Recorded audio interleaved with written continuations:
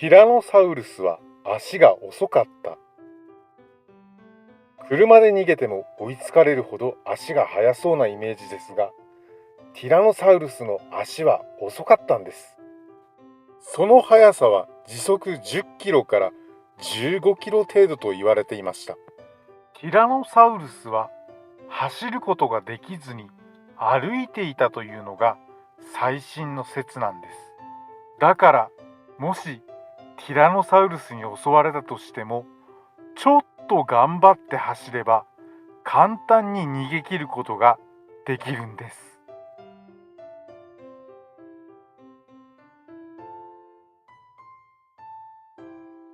ティラノサウルスは全身毛で覆われていたのか。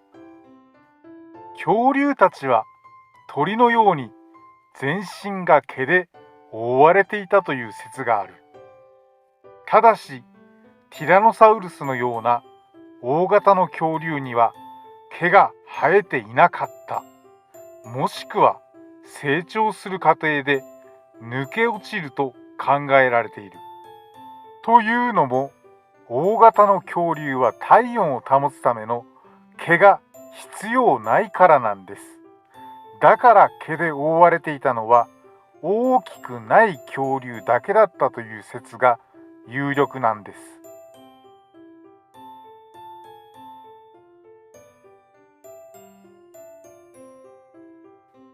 ティラノサウルスは吠えることができない？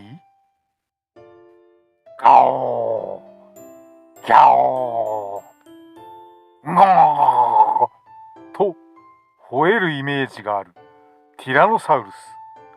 だが、ティラノサウルスには声帯がないので吠えることができないのです。まさかの見かけ倒しなのです。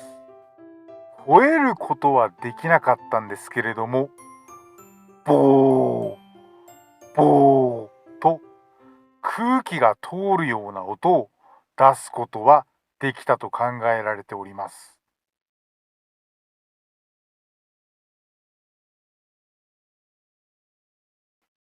ティラノサウルスの前足の役割とは？ティラノサウルスの凶暴さに似合わないあの可愛らしい小さな前足は何のためについているのか。実はあの小さな前足はティラノサウルスが起き上がるときに使われていたと考えられています。しょぼいと思うかもしれませんが、あの前足はティラノサウルスが起き上がるためには必要なのです。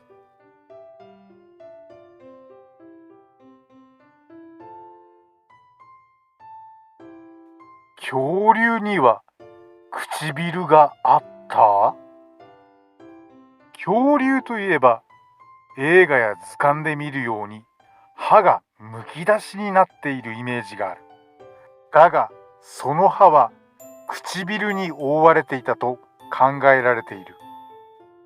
というのも、陸で生活する動物の多くは唇がないと唾液がこぼれて大量の水分を失ってしまうからなんです。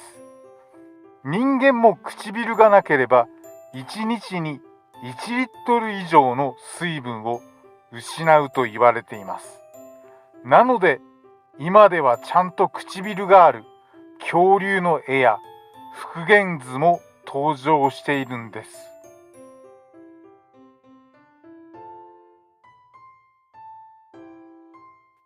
ステゴザウルスのトゲの役割とは？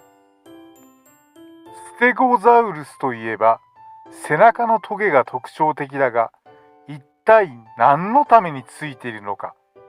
あのトゲは今まで敵から身を守るためにあるなどと考えられていましたが、最近ではモテるための飾りだったのではないかと考えられています。というのも、トゲの化石を調べてみると中身がスカスカで、とても戦いの時に役立ったとは考えられないんです。単なるはったりかい。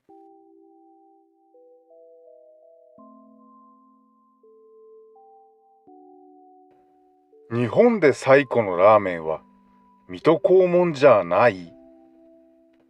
調査の過程で判明したのだが、近年までは日本で初めてラーメンを食べたのは水戸黄門という説があった。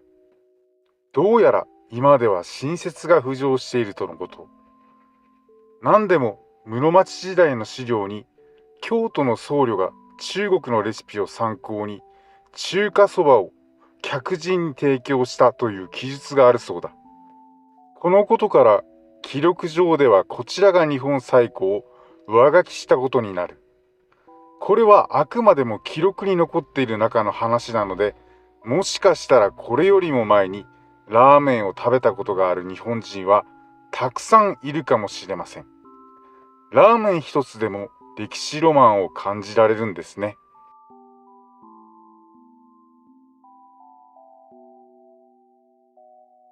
こんにゃくを凍らせると肉になるとは。こんにゃくを凍らせると肉になるという噂がある。低カロリーなこんにゃくが肉になるなら、ダイエッターにとっては朗報だ。こんにゃくは冷凍に不向きな食品として知られている。その理由は全体の約 97% が水分でできているからです。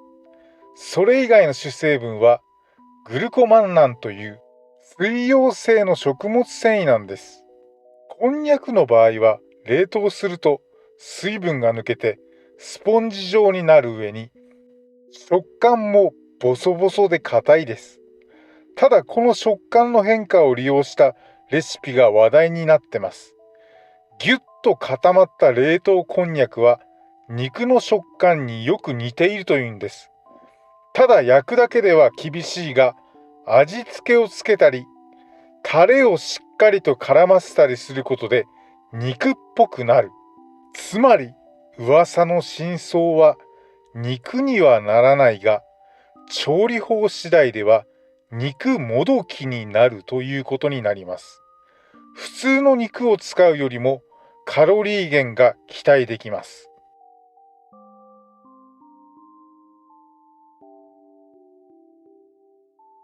お風呂でもっとあったかく感じたい。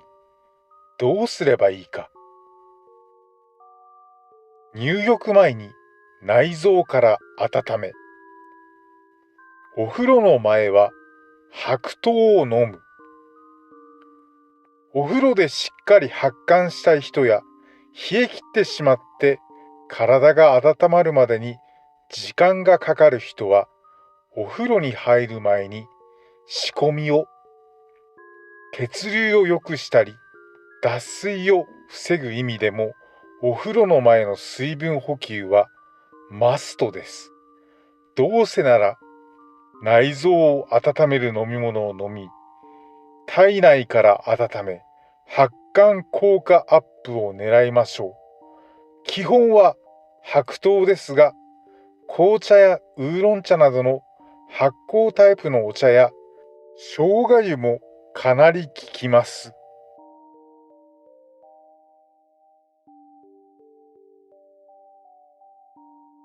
腰痛の 85% は原因がわからない。腰痛症の原因は様々ですが、腰痛のうち原因が特定できるものはわずか 15% と言われています。代表的なものは、腰椎が直接障害される圧迫骨折や椎間板ヘルニアや腰部脊柱管狭窄などがありますが、その他、細菌感染やがん、臓器や血管などの病気が原因となり、腰痛を引き起こすこともあります。85% の腰痛の原因がわからないものは、非特異的腰痛と言われています。腰の椎間関節や筋肉などに原因があると言われています。原因を特定するには、腰のある箇所の神経を麻痺させて痛みが取れるかどうかを確認する検査を何箇所も行う必要があるため、原因の特定までは行わず、痛みを取る治療が優先されます。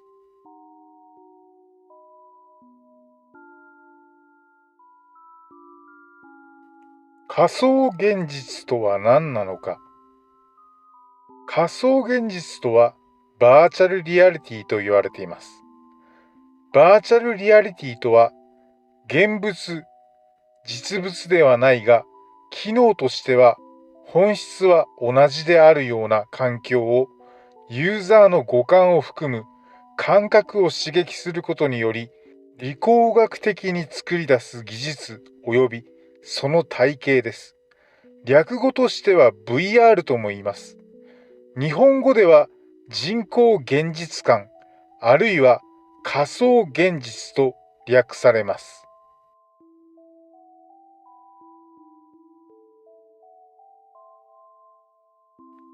駐車違反者にぶつけたらどうなるのか。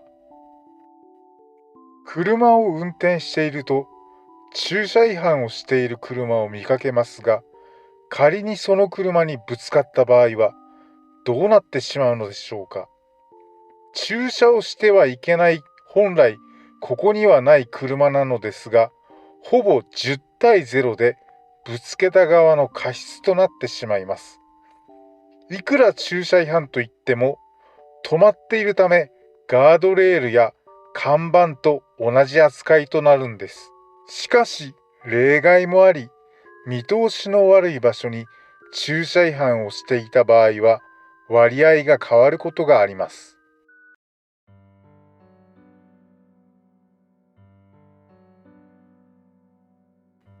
コックさんの帽子が高いわけとは。これは料理とは何の関係もなく、料理人の気まぐれなおしゃれ心から生まれたものです。18世紀も終わり頃のフランスにアントナン・カーレムという当時最高の名コックがおりました。ある晩彼の料理を食べに来たお客の中に白くて背の高い帽子をかぶっている人がいたのです。これを見たムッシュ・アントナンはすっかり気に入ってしまい、早速調理場で自分も同じような帽子をかぶったのでした。最高のコックがかぶった帽子はその後料理人のシンボルのようになり、腕と年季によって高さが増し、料理長のかぶるものは最高35センチもあります。このためフランス料理では料理長のことをグランボネ、大きな帽子という愛称で呼んでいます。コックの中に背の低い人がいて、背を高く見せるためにかぶったという話もあります。ちなみに首の周りに巻いた白いスカーフはもともとは料理長だけが身につけることができたのです。それはなぜかというと、昔は料理長だけしか冷蔵庫へ入ることが許されなかったため、寒さよけという実用的な意味があったのです。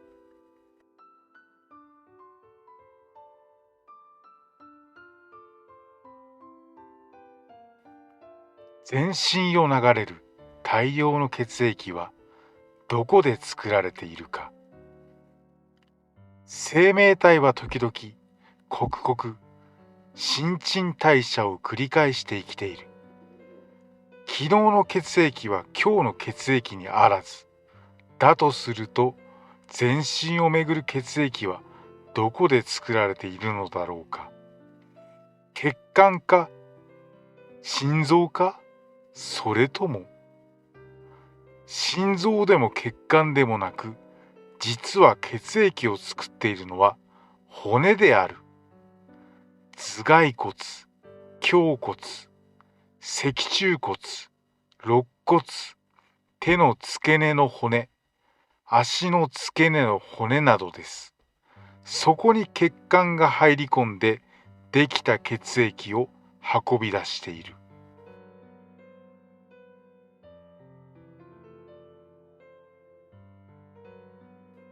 タケノコはなぜ一日で1メートルも伸びるか。雨の後のタケノコというが、春真っ盛りの雨上がりの竹やぶでは、タケノコがものすごい勢いで伸びてくる。1日で1メートル以上伸びることも珍しくない。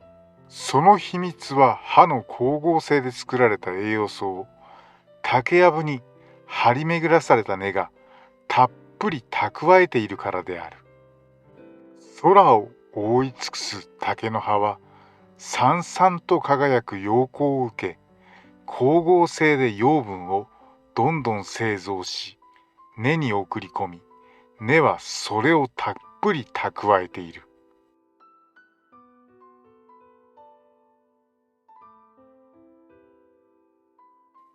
皮の硬いかぼちゃはなぜ甘みが強いか。かぼちゃは甘みが強い方が美味しいが、店で買うときの見分け方は皮の硬いものを選ぶとよい。なぜなら甘みが強くなるのは完熟した時であり、かぼちゃは完熟すればするほど皮も成長して硬くなるからだ。完熟したかぼちゃは爪を立てられないほどコキンコキンなので、店頭では見つけることは簡単だ。その上、縞模様がはっきりし、茎の根元がひび割れていれば間違いない。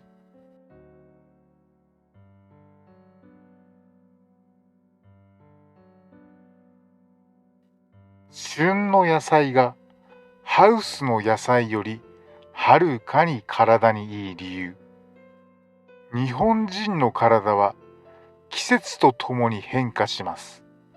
例えば暑くて体力の落ちる夏は生理的に良質のタンパク質が必要だが、動物タンパクは体を酸性にして疲れやすくするので植物タンパクがいいんです。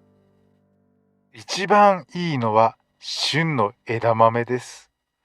秋は冬に備えて体力を蓄えるので、大根、かぶ、さつまいもなど旬の根野菜がいいんですね。たくさん摂るといいです。このように旬の野菜は人間の生理と切り離せない。だからいいのである。これに対し年中できるハウス野菜は植物本来のリズムを壊して育てるので、農薬や肥料を多用します。しかも人間の生理と合っていません。ただ最近は交通手段が発達し、遠隔地の旬の野菜が店に並べられることもあるので、季節外れだからといって旬ではないとは言えなくなっているという側面もあるんです。しかし値段は高いです。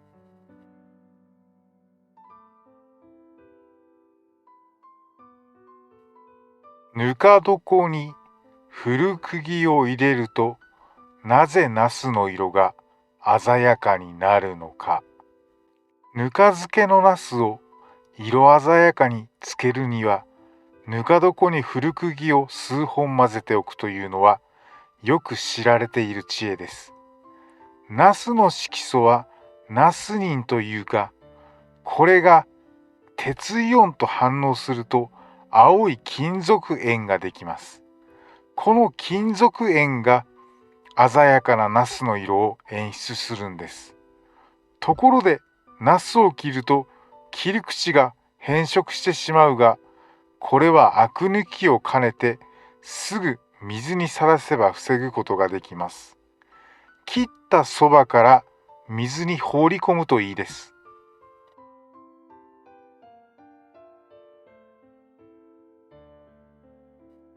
爆薬のニトログリセリンが狭心症の発作に効くのはなぜなの？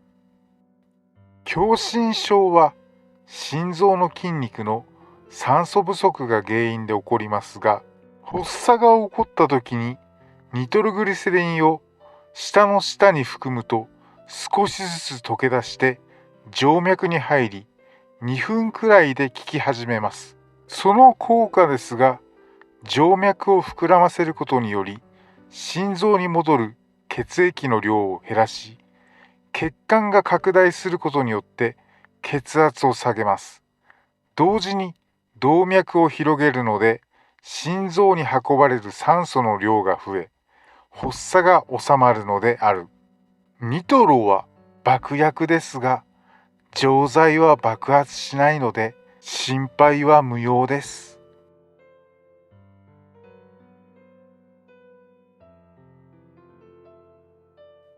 体中の血管をつなぐとどのくらいの長さになるの？私たちの体内には大動脈、大静脈、毛細血管が網の目のように張り巡らされています。長さは大動脈が約50センチ、毛細血管が 0.5 から1ミリ、これを全部つなぎ合わせるとしましょう。すると、なんと10万キロ近くもの長さになってしまうのです。これは地球の約2周分に匹敵する長さ。体の中にそんなに長いものが入っているなんてびっくりくりくりくりっくりですよね。太さの方は内側の直径で大動脈が約 2.5 センチ、大静脈が約3センチ、毛細血管が約 0.06 ミリ、血管全部の重さはその人の体重の約 3%、そこを流れる血液の量は体重の約 8% にあたります。ちなみに腸の長さは小腸が6メートルから8メートル、大腸は約 1.5 メートル、これらを合わせても10メートル足らず。血管の長さと比べるとわずか1000万分の1にしかならないらしい。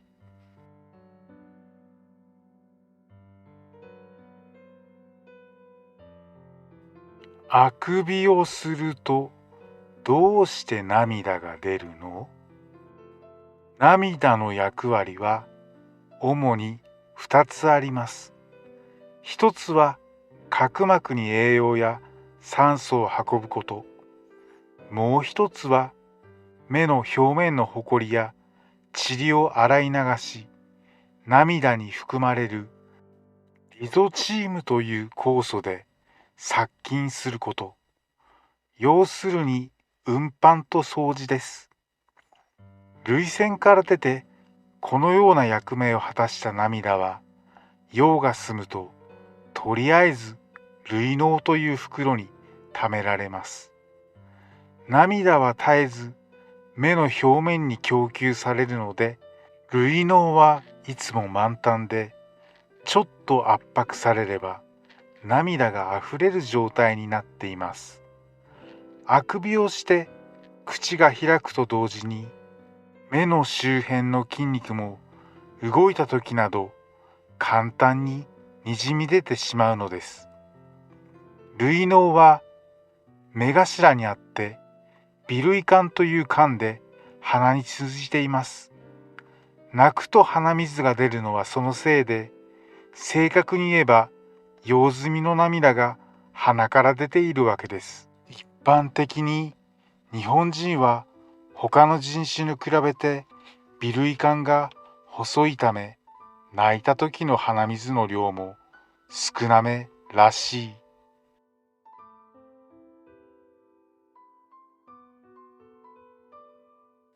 5本の指で一番早く爪が伸びるのはどの指かな？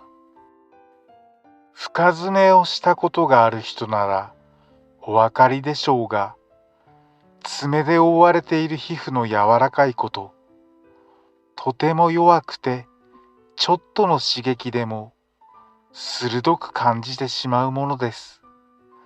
爪が剥がれたら痛みはその何倍にもなることでしょう。何しろ昔は生爪剥がしの拷問があったくらいなのですから。爪は指先の皮膚を守るためにあると思われがちですが、正確に言えばちょっと違うのです。本当の役割は指先をしっかり安定させて手でいろいろな作業をしやすくすること。いわば爪は指の外側に出た骨なのです。というわけで、一番よく使う指の爪が一番伸びやすいということになります。それが中指です。人差し指の方がよく働く気もしますが、中指は5本の中で一番長くて、いろいろなものに真っ先に触れ、最も力のかかりやすい指。重いものを持ち上げるときにも、大抵中指に力が入っているはずです。だから中指の爪の伸びは速いらしい。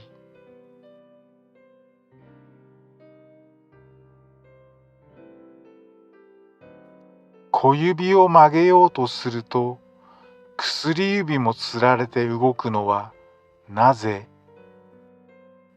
薬指は鈍い指とも言えます。例えば薬指は必ず小指につられて動きます。また、とっさの時に曲がるのが他の指より一瞬遅れるため、薬指が一番突き指しやすいものです。そのような鈍さは神経の走り方に原因があります。運動を司る神経は背骨の中で脊髄という束になって、ここから体のあちこちへと枝分かれしています。大脳から出された命令が脊髄を通って各神経を伝わり、体が動くというわけです。ところが小指の神経と薬指の神経は脊髄の中でくっついていて、脊髄を出てからも同じ方向に並んで走っています。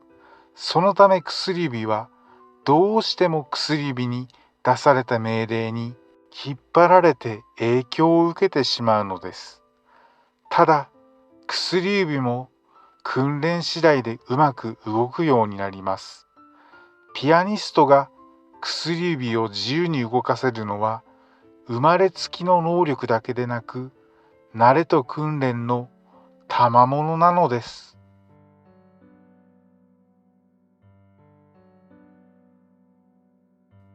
体温計が42度までしかないのはどうして？健康な時の体温、いわゆる平熱は36度前後が大人の平均値。それをコントロールしているのは脳の体温中枢です。風邪などで体温が上がるのは、この中枢が毒素で刺激されることが原因です。体温中枢は極端な興奮で狂うことはありますが、めったなことでは役目を完全に放棄しないものです。なぜなら、ある温度を超えると死に至るから。その温度が42度。体温が42度に上がると、人はどうなるのでしょうか。人の体を構成しているのは主にタンパク質ですが、これが固まってしまうのです。卵なら60度、人体だと42度で固まるタンパク質は、熱で固まったら二度と元に戻りません。人が42度の高熱で死ぬとは、タンパク質が固く茹で上がってしまうことなのです。体温計の最高温度が42度までしかないことの謎はこれで解けます。42度以上いったら死んでしまうらしい。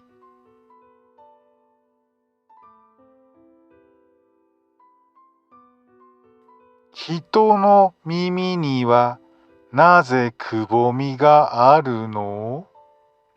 あの人は耳が大きいとか耳が動くとか、私たちは普通耳たぶとその上のくぼんだ楕円形っぽい部分を耳と呼んでいます。これは学術的には耳介というもの、耳介が音を集めるのに役立っていることは犬も猫も人も同じ。ただその形は随分違います。特に人の特徴として挙げられるのがあの突起です。突起は一言で言えば音の反射板です。音の振動が私たちの耳まで到達すると、その突起にぶつかっていろいろな方向に反射します。さらに耳介のくぼみや溝に当たってそこでもまた反射し、ようやく耳の穴に入り鼓膜に到達します。この時左右の耳では到達時間が違うことから音源の方向や距離を知ることができるのです。馬やウサギは耳を動かして音源の方向を確かめていますが、人は耳介に突起があるため動かす必要もないらしい。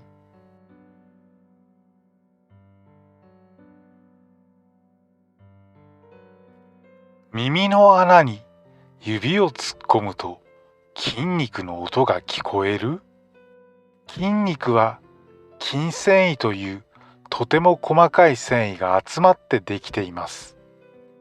よくステーキを焼く前に肉を叩いたりしますが、あれは筋繊維を壊して柔らかくしようというもの。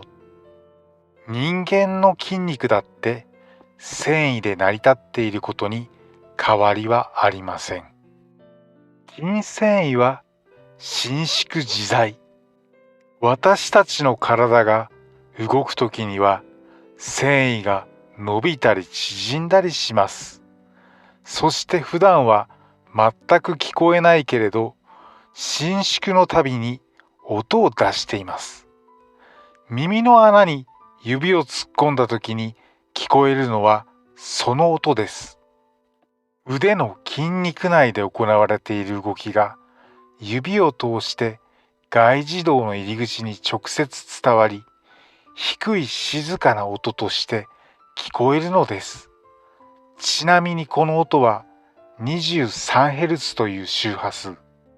すでに300年前にはこの音の正体が、150年前には周波数が突き止められたといいます。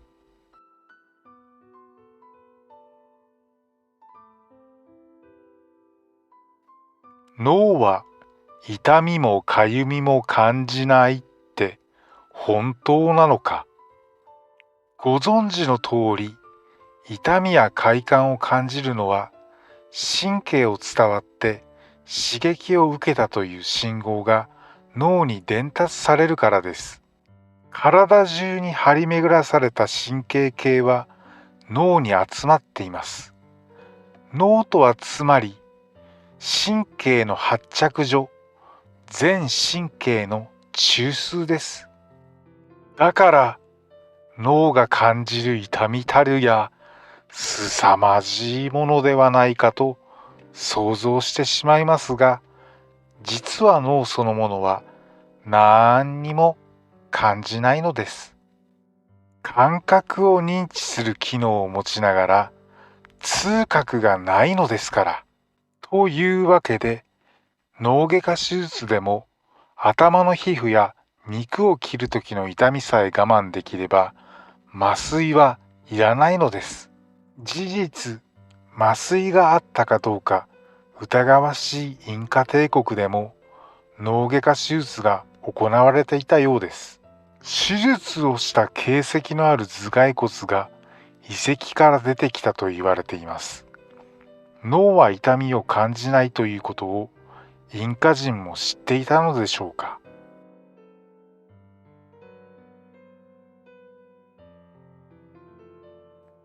指先から指紋を消すことは可能なのか。指紋は表皮の下の層の真皮というところにあります。一見皮膚の表面に溝が刻まれているように見えますが、本当はもっと奥深くにあってしっかり根付いているのです。だから一皮めくったくらいではなくならないし、怪我ややけど、指パッチンのしすぎなどで一旦消えても、皮膚が治ると同時にまた同じ模様が現れます。他のところよりずっと敏感な指紋の部分の神経もやはり元通りになります。つまりどうしても指紋を再生させたくないのなら、とめどなく神秘にダメージを与え続けるしかありません。指紋は胎児の時、お母さんのお腹の中でだいたい3ヶ月の頃に形成されます。そして死ぬまで変わりません。生まれつき指紋のない人も日本で十数人見つかってはいますが、そんな場合でも指紋らしい模様がないというだけで、点のようにごく短い線が散らばっているのです。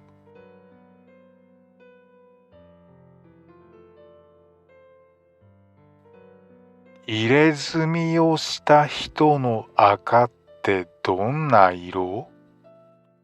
極彩色の入れ墨をしたお兄さんの体からカラフルな赤が出たらさぞかし綺麗でしょう。しかし残念ながら赤は入れ墨のあるなしにかかわらず皆同じような色をしています。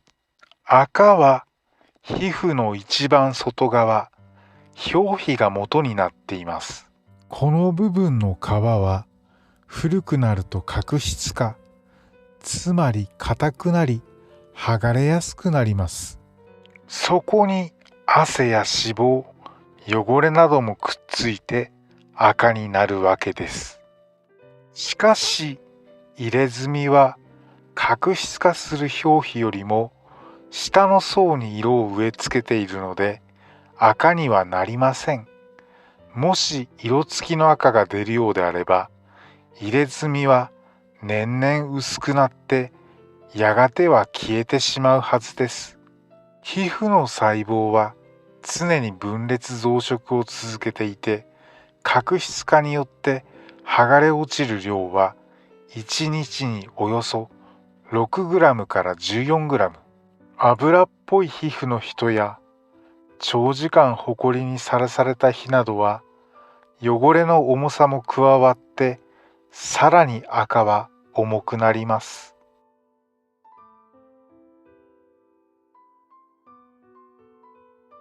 暑い場所と寒い場所でひげが伸びるスピードは違う。ひげが伸びる条件はまず温度が高いこと。日本の気候で言えば夏が最もよく伸び、冬の2倍にもなります。湿度は関係ありません。乾燥によって変わるのは伸びるスピードではなく硬さ、強さだけです。食生活に関して言えば意外なことに食べる量が少なくて食事全体のカロリーも低い方がひげは早く伸びます。そういえば高カロリー食を好む太った大食漢にはひげの濃い人はあまり見られないでしょう。また運動量は少ない方がひげが伸びやすいのです。逆に体を動かせば動かすほど運動により栄養分が消費されてひげの成長を助けられなくなるからです。というわけで、最もひげがよく伸びるのは真夏の暑い盛り、バテてしまってろくな食事も取れず一日中ぐったりしているような時ということになります。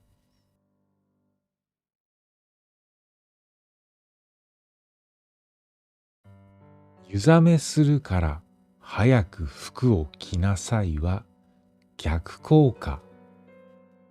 子供の頃、お風呂上がりに服を着ないでうろうろしていると、親から湯冷めをするから早く服を着なさいと言われたことはないでしょうか。しかし、本当に風呂上がりにすぐに服を着るのがいいのかというと、一向の余地があります。ここで考えておきたいのが、気化熱と熱伝導率というものです。水分が蒸発するときには気化熱が奪われます。濡れた体が冷えるのはそのためです。また、水の熱伝導率は空気と比べて25倍も大きいのです。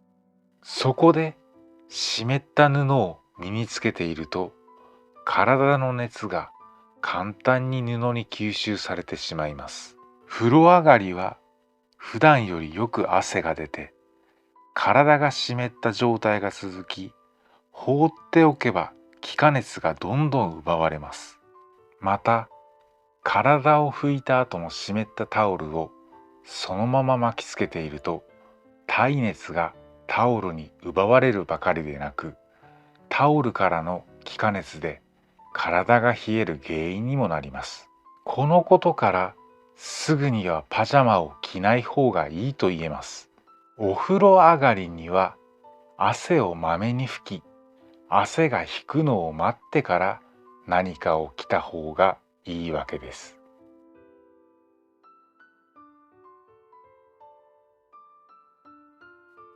冷房中の部屋では黒い服を着た方が断然涼しい。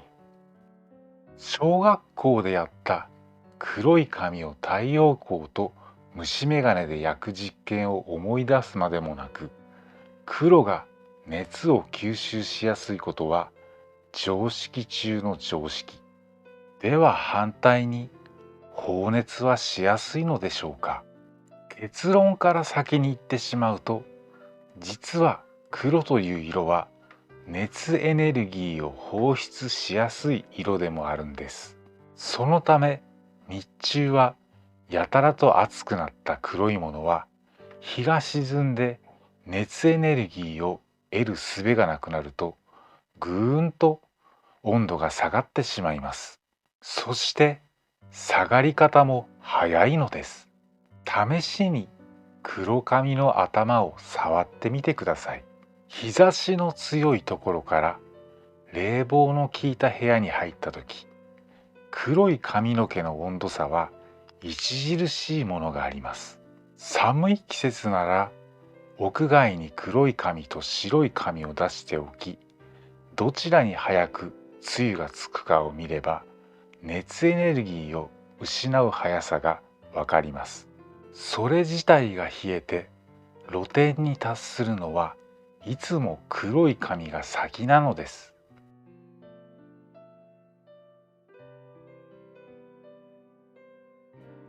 寝る時の姿勢で体調がわかる。寝る時の姿勢には体調が現れるものです。例えば仰向けで顔も傾けず、両足は肩幅ぐらいに開き、両手は体に軽く沿わせる姿勢をとる場合、ヨガでいう屍のポーズのようなこの姿勢は、本来人間が最もリラックスできるのです。しかし、この姿勢をとると逆にだるさを感じたり、すぐに姿勢を変えたくなることがあります。このまま寝ついたとしても、大抵は起きた時に違う格好になっています。そんな時は体調が万全でない証拠です。このようにいつの間にか無意識にとっている姿勢から大まかな体調チェックができるのです。大の字になる人は筋肉疲労が溜まっている可能性が大きいと言えます。体が勝手にストレッチをしようとこの姿勢をとるのです。横向きで丸くなる人は胃腸が弱っている場合がほとんど。下になった方にある臓器にも何か問題があるのかもしれません。また、うつ伏せは腰を楽にしようとして無意識に取ることが多い姿勢ですが、かえって腰に負担をかけてしまいます。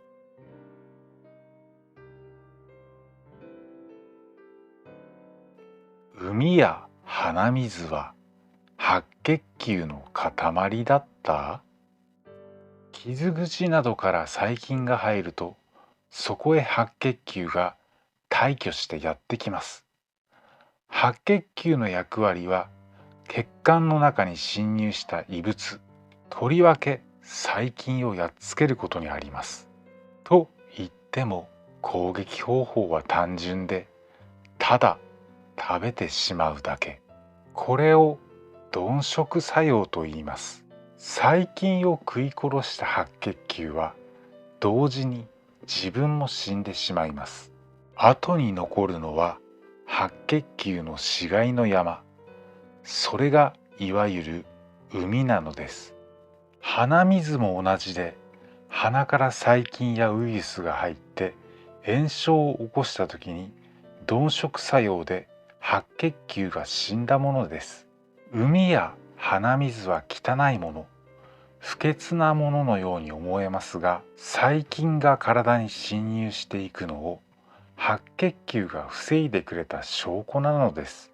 ちなみにかさぶたは血液中の血小板が固まったもの。これのおかげで細菌の入り口を塞げるわけです。また赤血球には細菌対策の働きはなく、そのため寿命も長くて120日ぐらいは生きています。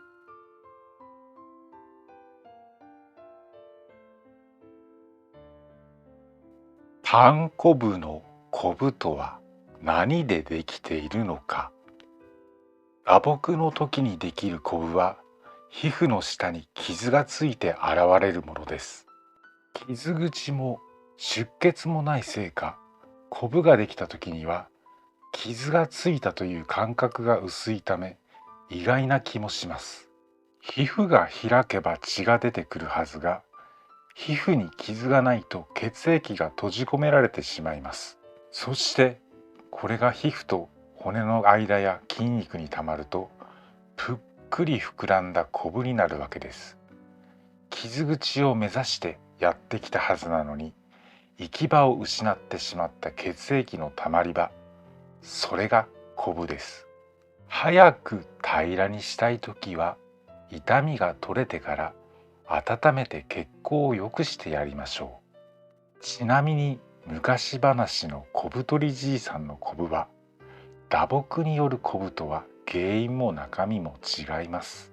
あれは繊維腫という一種の病気で、一言で言えば筋肉か脂肪の塊です。また体液などが溜まってできるのはやけどなどによる水ぶくれです。熱で皮膚と皮下脂肪が離れ、血管から染み出たリンパ液を主成分とする体液がその隙間に集まったものなのです。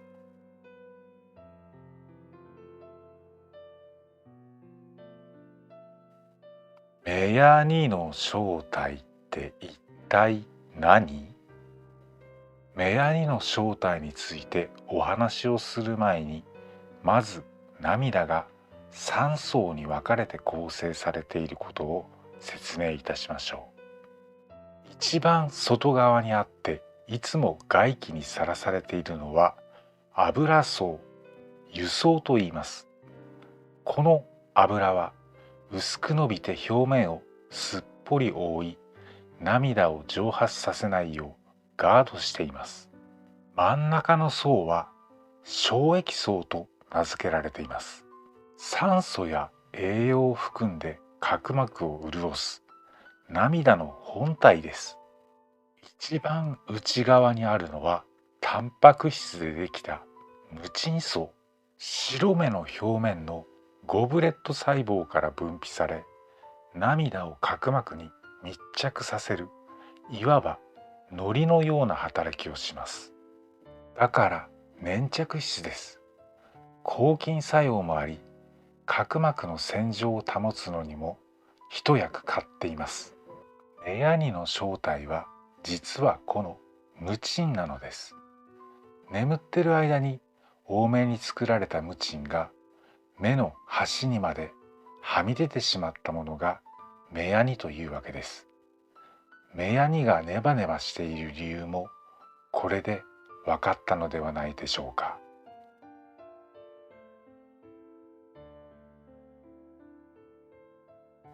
どうして血の色は赤いのか、なぜ血液は赤いのか、ここで問題を解く鍵となるのはヘムの性質とヘモグロビンの働きです。ヘムというのは鉄分を含む色素で、色は赤から赤茶系です。これは酸素とくっつくと鮮やかな赤、酸素がついていなければ暗い赤になる性質があります。要するに血の色の元というわけです。ヘモグロビンはこのヘムとタンパク質の一種であるグロビンが化合したもので、赤血球の主成分となっています。この物質の役割は一言で言えば運搬役です。肺で酸素を受け取って体中の組織に送り届け、組織からは不要になった二酸化炭素を持ち帰り、肺で酸素と交換し、再び酸素を届けに組織へ向かいます。この繰り返しを行っているのがヘモグロビンなのです。というわけで、ヘモグロビンが酸素を運ぶときには血の色は鮮やかな赤で、二酸化炭素を運ぶときには暗い赤になります。言い換えれば、動脈の血は赤、静脈の血は暗い赤なのです。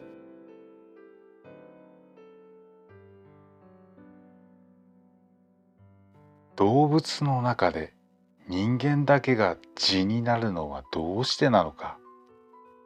痔という病気が人間にしかないと知っていましたか？その理由を一言で言えば、人間だけが直立で生活しているから。無重力状態で過ごす宇宙飛行士の顔はかなりむくんでいますが、地上では反対のことが起きます。重力のせいで血液やリンパ液が体の下の方に滞りやすくなるのです。直立している人間の場合、肛門も心臓より下の方にあります。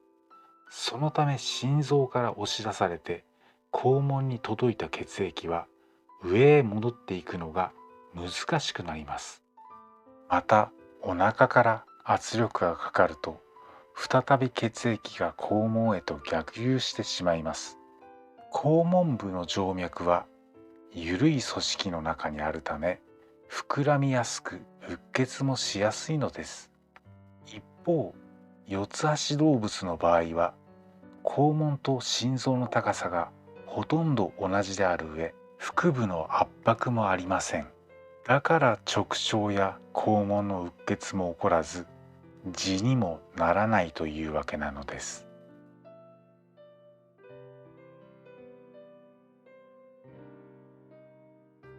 海に住む人手は切れば切るほど増えてゆく。星形に伸びた腕が噛みつきやすそうに見えるのか、人手はよく魚に襲われます。その時、あまり逃げ足の速くない人手はトカゲの尻尾切り的な手段に出ます。自分の身を守るために自分で自分の腕を切ってしまうのです。人手のすごいのはその後です。本体からまた新しい腕が生えてくるのはもちろんのこと、ちぎれた腕の方も魚が食べ残したりするとぐんぐん成長し、また別の人手になってしまいます。人手の腕一本一本にエラや腸、生殖器官といった生きていくのに必要な機能が備わっているので、トカゲの尻尾のように単なる切れ端で終わることはないのです。また、淡水に住むプラナリアという動物は人手のさらに上を行きます。体長はわずか1センチほど。小型のヒルのような体型のこの動物はどんなに細くちぎられても再生が可能です。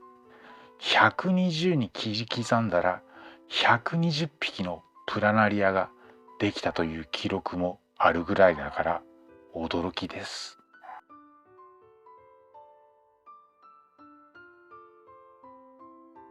鉢植えの植物に水をやってはいけない時間帯とは。鉢植えの植物は味気ないマンション生活を和ませてくれるものですが、大切なのは水やりの知恵。これはかなりコツがいると言われています。水やり一つで植物が育つかどうかが決まるからです。植物や季節によって違いがありますが、普通は午前8時から9時頃までか、あるいは夕方の午後5時頃の2回ほど水をやると効果的です。鉢の中の土が乾いたらやるのが基本で、水のやりすぎは根が腐る原因になります。夏はたっぷりめで毎日、冬は少なめで2、3日おきというのが原則です。また、夜に水をやる人が結構いますが、これは植物の成長にはあまり良いことではありません。植物は夜に成長することが多いので、水分が多いと茎は伸びますが、ひ弱になってしまうのです。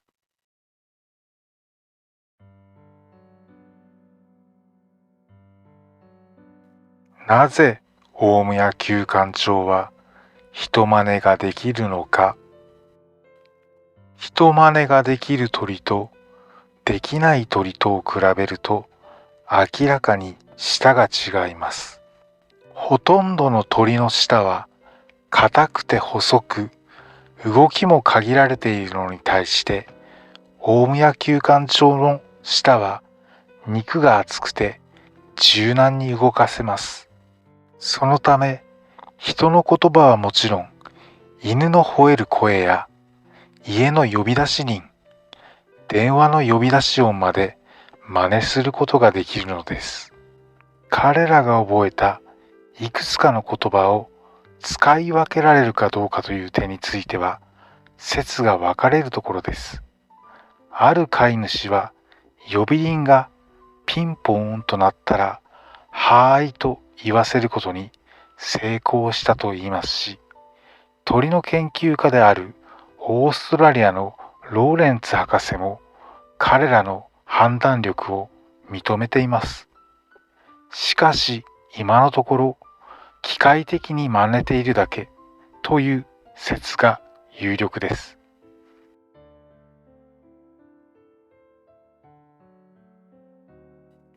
日本家屋ではなぜ屋根に鬼瓦を乗せるか。桃太郎の話にも出てくる鬼は仏教と一緒に中国から伝わってきた。人の寿命を縮め運命を狂わせる鬼神である。この鬼神が家の中に入ってこないよう、もっと強い鬼神で対抗しようと考えられたのが鬼瓦である。だからその形相は怖い。